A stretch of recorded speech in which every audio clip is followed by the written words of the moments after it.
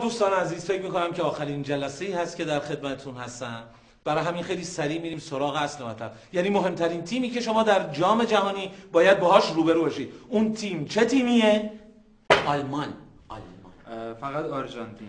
ببخشید خیلی مبخشید، معذرت میخوام حرف مفت نکن تو دیگه، اخراجت میکنم از تیم فقط برزیل. فقط برزیل. رئال مادرید. پرتغال آقایون، پرتغال. انشالله از گروه خودتون میریم بالا، با آلمان و آرژانتین و برزیل هم بازی میکنیم. رئال مادرید چی؟ انقدر توی جام جهانی خوب بازی میکنی تو یکی که رئال مادرید حتما تو رو میخره. الان آره میخره. ولی ما الان میخوایم راجع به تیم پرتغال صحبت کنیم. کسی نمیدونه این پرتغال خراب شده کجاست؟ چیزی راجع به پرتغال میدونی؟ آقا ما یه فیلم دیدیم پرتغالی بوده. عجیبه، اصلا پرتغال صنعت سینما نداره. اسمش چیه؟ چرا؟ من خودم دیدم آقا. اسمش چیه آقا؟ پرتغال کوکی، البته خیلی داشت. زدم. بسیار خوب آقایون، ایراد نداره. ما بحث رو اجازه بدین از اینجا ادامه میدیم. شما توی پرتغال چه بازیکنیش رو میشناسی؟ به غیر از لوئیس فیگو. شما برم دستشویی آقای داره. البته گلاب بروتون. بفرمایید بیرون. خیلی خوب، ایراد نداره. از همون لوئیس فیگو میتونیم شروع کنیم. لوئیس فیگو هافبک چپ بازی میکنه یا راست؟ چپ. نه، لوئیس فیگو اجازه بدید اینطوری. لوئیس فیگو هافبک چپ بازی میکنه یا راست؟ چپ. نه. لوئیس فیگو چپ پاس یا راست پاس؟ چپ. نه، راست پاس. راست بازی میکنه. بنابراین هافبک راست بازی میکنه. نه، چپ. نه آقا، نه اینجوری نیست. آقا هافبک راست بازی میکنه. راست. بذاریم ببینم هافبک چپ تیم شما کیه؟ تو تیم شما کی هافبک چپ بازی میکنه؟ گوشه چپ تیم شما کیه؟ اونی که باید رو فیگو بازی کنه اون کیه؟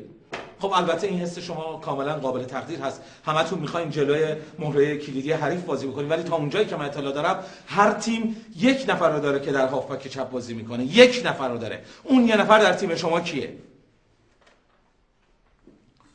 شما پست چیه؟ فوروارد. خب برای چی دستتو بالا میکنی؟ واسه که دوست دارم یه روز روبروی فیگو بازی کنم، بعد آخر بازی بلوزمونو با هم عوض کنیم. خاک بر سرت کنن. ببخشید کار بدی نمی‌کنیم که تو رختکن. آفرین به تو که دستتو بالا نکردی. آفرین به تو. من نمیخوام با فیگو بازی کنم چون من یه دونه پیرهنش رو تو خونه دارم. برای تک تکتون یه دونه پیرهن فیگو میخرم. من نمیخوام. باشه، برای تو نمیخرم. کازمی دارم. برای تو نمیخرم. بسیار خوب. بسیار خوب. ببینم تو تیم شما کی هافبک راست بازی میکنه؟ اونی که باید جلوی رونالدو بازی کنه کیه؟ اگه من پیرنشو براتون بخرم، پیرن رونالدو رو؟ ببخشید من اینجا عذر میخوام از محضر جناب عالی. من فکر میکنم شما مرتکب یک اشتباه لفظی شدید. چه اشتباهی عزیزم؟ عرضم بزرگتون که رونالدو بازیکن تیم برزیله نه پرتغال. نه، من کریستیان رونالدو رو میگم عزیزم. پس اون چیچی رونالدوه؟ اون لوئیز نازاریو دالیما ملقب به رونالدوه. خب اون که پله است. نه عزیزم، اون ادسون آرانتس دو ناسیمنتوه. آها، خب بعد اون وقت بازیکن اسطوره تیم پرتغال چیه؟ اوزبیو هستش اون. بله اوزبیو هست. بله، بزرگترین آبشار دنیا. نیاگارا. نه این اشتباهه. این 8 حرفی، حرف اولش هم واوه. 8 حرفی که رونالدو رو پس فهمیدین کیه؟ فهمیدین رونالدو کیه؟ رونالدو کیه؟ تو بارسلونا بازی میکرد؟ عزیزم اون رونالدینیوه. رونالدو کچل تو رئال مادرید بازی میکنه. این رونالدو که من میگم توی منچستر یونایتد بازی میکنه، خیلی خوش قیافه است. اونی که تو بارسلونا بازی میکنه رونالدینیوه. دندون خرگوشی داره، خیلی زشته. پستاشون با هم فرق میکنه. نوع بازیاشون با هم فرق میکنه. اون دوتا مال برزیلن، این یکی مال پرتغاله. فهمیدی؟ منظور نظر من چیه نسبتا؟ من چی میخوام بگم؟ ببخشید خیلی معذرت میخوام به قولی بچه شهرستان گیر آوردین. ببخشید البته. نه من معذرت میخوام. نه شما خیلی بی‌تربیتین، شما خجالت نمیکشین. همین شما میرین خارج شلوارتون 2 تا میشه برمیگردین. من خودم خارج ویلا دارم.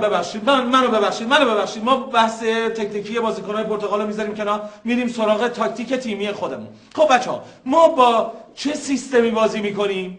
تهاجمی نه تدافعی نه منظورم شیوه بازی نیست، سیستم بازیه. سیستم بازی مثلا ببینید شما یه عدد شما 2 نه اجازه بدین ببینید ماچ 4 چی 4 2 4 2 خب 4 این که میشه 8 نفر. دروازه‌بانم داریم میشه 9 نفر. ببخشید عذر میخوام، حالا به خاطر یکی دو نفر معامله رو به هم نزنید. من خودم شهرستان 1 به 10 هم بازی کردم، اصلا مشکلی نیست. من میدونم ازم. ببین بعضی تیم‌ها 4-4-2 بازی میکنن، بعضیا 3-5-2. تیم شما 4-2-3 چی بازی میکنه؟ 4-2-3 چی بازی میکنه؟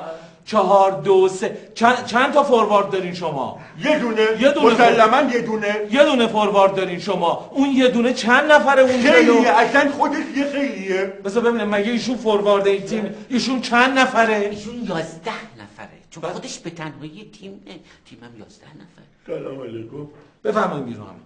متشکرم. جلسه آخر بود. بفرمایید. یه فیلم مکزیکی بفرمایید. همه بفرمایید. میگم که استاد یه مطلب خصوصی، نه این بلوزمون عوض بابا کنید. کنار. اجازه بدید استاد، اجازه بدید.